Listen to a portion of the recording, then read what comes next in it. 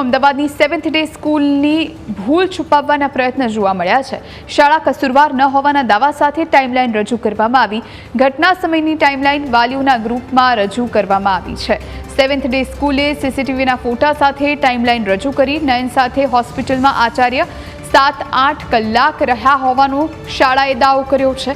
શાળાના 3 કર્મચારીઓએ નયનને બ્લડ આપ્યાનો પણ દાવો કરાયો છે।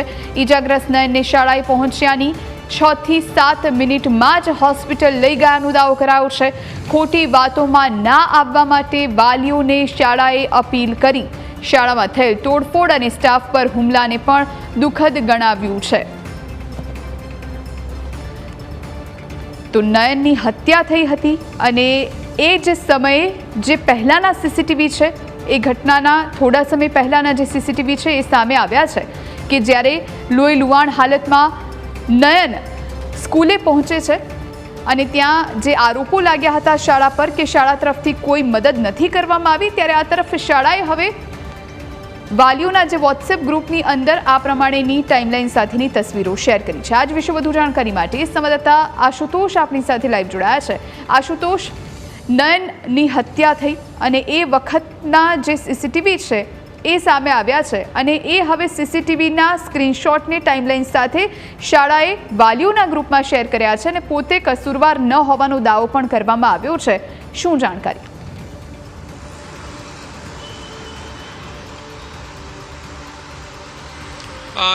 જી જો વાત કરવામાં આવે તો 7th ડેમાં નયનની હત્યાના 2 સપ્તાહ બાદ જે સીસીટીવી જે છે તે જાહેર કરવામાં આવ્યા છે અને જે પ્રકારથી શાળાએ પોતાનો બચાવ જે છે તે રજૂ કર્યો છે અને તેમનું કહેવું છે કે તેઓએ નયનને બચાવવાના તમામ પ્રયાસો કર્યા છે અને તેમના ટાઈમલાઈન જે છે સમગ્ર તે જાહેર કરી છે। જે ફોટોગ્રાફ છે તેની સાથે સમગ્ર PDF જે છે તે જાહેર કરવામાં આવી છે, જેમાં તમામ વિગતો જે છે તે ટાઈમલાઈનમાં આપવામાં આવી છે। તેમનું કહેવું છે કે જે નયન હતો તે 12:30 જે શાળા છૂટી હતી ત્યારબાદ શાળાની અંદર હતો અને 12:50 સુધી જે શાળામાં જ હતો તેનો પુરાવો જે છે તેઓ રજૂ કર્યો છે।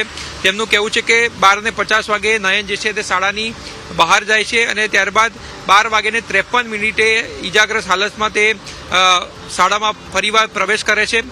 ઘાયલ નયન શાળામાં આવે છે ત્યારે તેના પર કોઈના લોહીના ડાઘા અથવા તો લોહી ન હોવાનું જે છે તેમણે આમાં મેન્શન કર્યું છે। સાથે સાથે 12:54 સિક્યુરિટી નયનને ઘાયલ અવસ્થામાં જુએ છે ને ત્યારબાદ તેની જાણકારી જે છે તે ઉચ્ચ જે અધિકારીઓ હોય છે તેમને આપવામાં આવે છે। સાથે સાથે સિક્યુરિટીના ફોનથી 12:56 સુપરવાઇઝર નયન પાસે પહોંચ્યા હતા।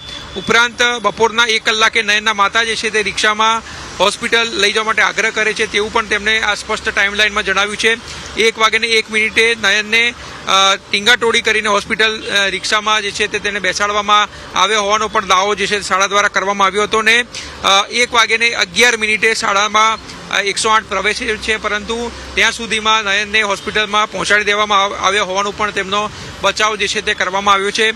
અને ખાસ કરીને 1:12 પોલીસકર્મી પણ શાળામાં પહોંચે છે અને સમગ્ર ઘટના જે છે તેનો ચિતાર મેળવીને આગળની કાર્યવાહી જે છે તે હાથ ધરે છે અને 1:20 શાળાના જે આચાર્ય છે એમ્યુલ તે પણ હોસ્પિટલ પહોંચે છે અને 7 થી 8 કલાક સુધી શાળાના જે સ્ટાફ છે અને આચાર્યો જે છે તે પણ હોસ્પિટલ હાજર રહે છે અને નયનને બ્લડ આપે છે અને તમામ મળતી જોઈતી મદદ જે છે તે શાળા કરે છે તેવા દાવાઓ જે છે તે કરવામાં આવ્યા છે અને તેમનું એવું કહેવું છે કે વિધિન 6 to 7 મિનિટની અંદર જ શાળા દ્વારા એક્શન લેવામાં આવ્યા છે અને જે પ્રકારથી 38 મિનિટનો દાવો કરવામાં આવ્યો હતો તે ખોટો હોવાનું તેમને સ્પષ્ટ કહેવું છે। ઉપરાંત જે પ્રકારથી શાળામાં તોડફોડ થઈ હતી, સ્ટાફ પર હુમલો થયો હતો તેવું તેમને દુઃખદ ગણાવ્યું છે અને આ પ્રકારથી બેદરકારી ન દાખવવા માટે પણ લોકોને અપીલ કરવામાં આવી છે। શાળાને સહયોગ કરવા માટે વાલીઓને કહેવામાં આવ્યું છે। એટલે શાળાએ પોતાના બચાવમાં તમામ પ્રયાસો જે છે તે હવે શરૂ કર્યા છે અને 2 સપ્તાહ બાદ આ સીસીટીવી જે છે સમગ્ર ટાઈમલાઈન સાથે તેઓએ જાહેર કર્યા છે। એટલે જે પ્રકારની દાવાઓ હતા કે 38 મિનિટ સુધી નયનને સારવાર આપવામાં નથી આવી, તો બીજી તરફ તેમણે આ લગભગ 20 થી 25 મિનિટ સીસીટીવીની ટાઈમલાઈન જે છે તે જાહેર કરી છે। પરંતુ સીસીટીવીમાં પણ દેખાય છે કે જ્યારે નયન શાળામાં પ્રવેશે છે અને ત્યારબાદ સિક્યુરિટીને પણ ખ્યાલ નથી કે આ પ્રકારનો વિદ્યાર્થી જે છે તે અહીં આવે છે, પરંતુ સિક્યુરિટી જે છે તે અન્ય વિદ્યાર્થીઓને બહાર મોકલવામાં વ્યસ્ત છે। પરંતુ ત્યારબાદ એમની માતા આવે છે અને ત્યારે પણ વિદ્યાર્થીઓ દ્વારા જ નયનને રિક્ષામાં બેસાડીને લઈ જવામાં આવે છે। તે પણ સીસીટીવીમાં સામે આવ્યું છે. પરંતુ હવે તપાસનો વિષય છે. હાલ ક્રાઇમ બ્રાન્ચ પર તપાસ કરી રહી છે.